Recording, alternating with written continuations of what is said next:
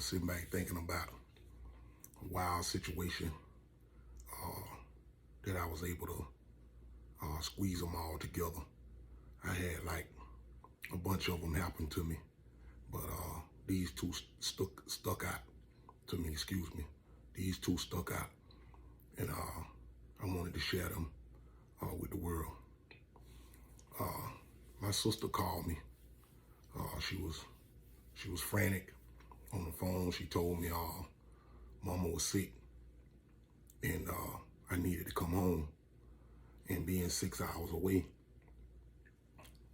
having to get home with no car, excuse me, being 6 hours away and having no car, in need of getting home to see about your mother can be a risky thing sometimes. It always depends on who the person is you're riding with. But anyway, I found a ride, and this ride just so happened to be with some high schoolers, turned out by large consignments of cocaine. And they told me they would give me a ride.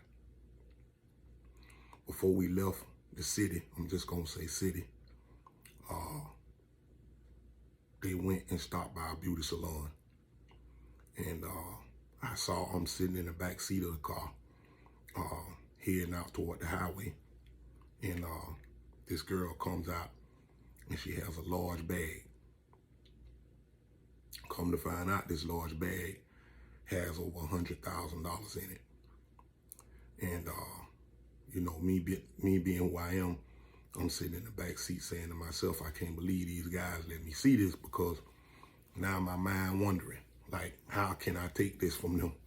So they doing me a favor, and I want to do them a favor by, you know, taking their hands off this cash. So anyway, about an hour out to make it to my mother's bedside, because my family needs me. I'm the eldest child. The police stop us. State troopers stop us, as a matter of fact. So I'm shook up. I ain't shook up to the point that I'm legal on this ride, but I know if I just saw somebody bring over $100,000 in cash to the car, I can almost imagine what's else inside. But anyway, they was joking around when the police was approaching the car. The police told them to slow down, wrote them a quick little ticket or whatever, and we pulled off. Okay, no harm done. I make it to see my mom, and she was happy to see me. Nevertheless, I embraced her, cried with her a little bit, and she told me she'd be all right.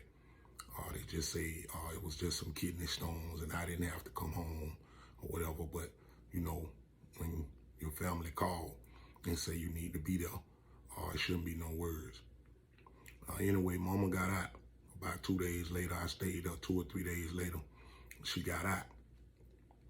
Now she told me it's okay for me to leave, but now I gotta get a ride back.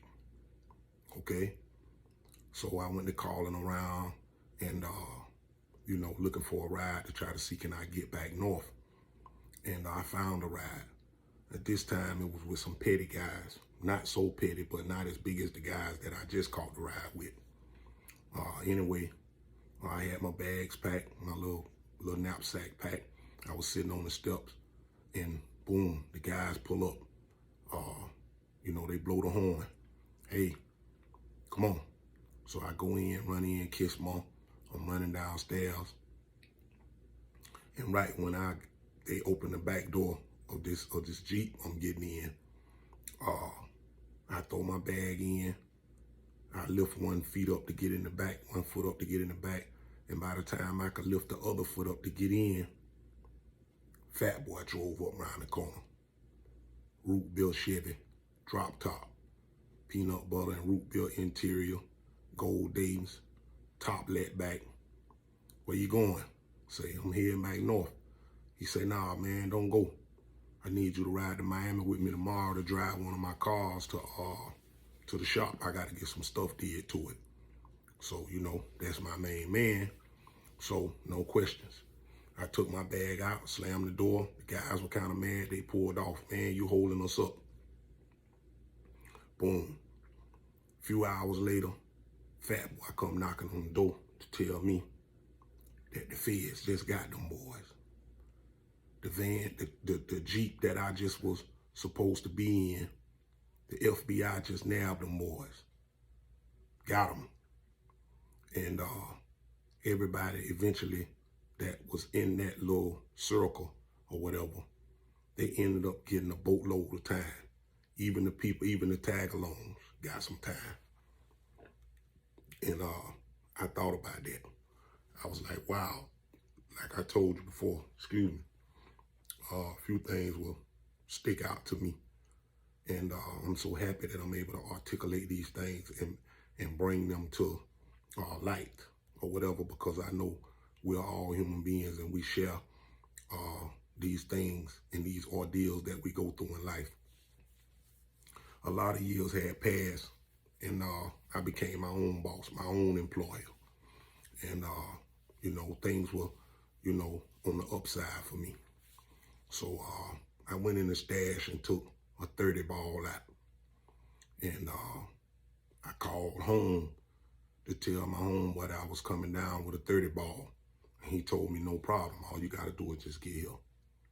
Okay, I made it safe. During this time, I was, you know, by myself. So it's easy for me to move around because nobody don't know when I'm coming or going. I made it. My homeboy told me to scoot over, get you some rest, you tired, he'll drive me. He took me to the city, and we went to meet this guy. And I had never been to these apartments, but it was a nice, fancy apartment, some nice, fancy apartments in the city.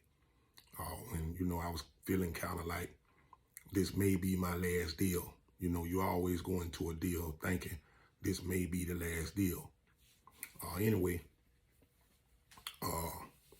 we went in when I got knocked on the door, and the guy that greeted him saw him, and I saw the jubilation and the love. You know, all those anxieties went away real fast. It was a few people sitting in the room. He told him I'm his guy. He gave him the 30 ball, and the guy gave me what I came for. And need I say, it was a beautiful one he gave me too. It was beautiful. Probably the best one I ever had. But make a long story short, I even saved about $11 or $1,200 that my guy gave me on the refund. He really looked out for me. And on the way out, I remember getting this girl's number by the poolside. So it was a beautiful day for me. And I made it back coming north. And this before I knew about the glove box. I had that 30 ball of work in my drawers. And I hit somebody from behind on Interstate 10. And I hit their tow bar, and it towed the front of my truck up. And it didn't do nothing to their car. And all I thought about was the police coming up to monitor this accident and this thing falling out of my underwear. You know what I mean? But no harm done, no harm, no foul. I pulled off, put the truck in the shop, made it to my destination. I went into the kitchen to go swim around and dive in a few, and they was coming back a little short. I called my guy that I just left from and told him that, you know, hey man, it's a lot of shorties. They coming back short. My guy called the guy whose house we went to at the apartments. He called the guy that he got it from. The guy that he called that he got it from, phone was tapped. Phone was tapped. And the guy that housed the apartment we went to ended up getting 18 months in prison for what I got up here. And when they got him, they asked him who was the guy calling from up north, was saying that all these things were coming back short. And that guy didn't tell.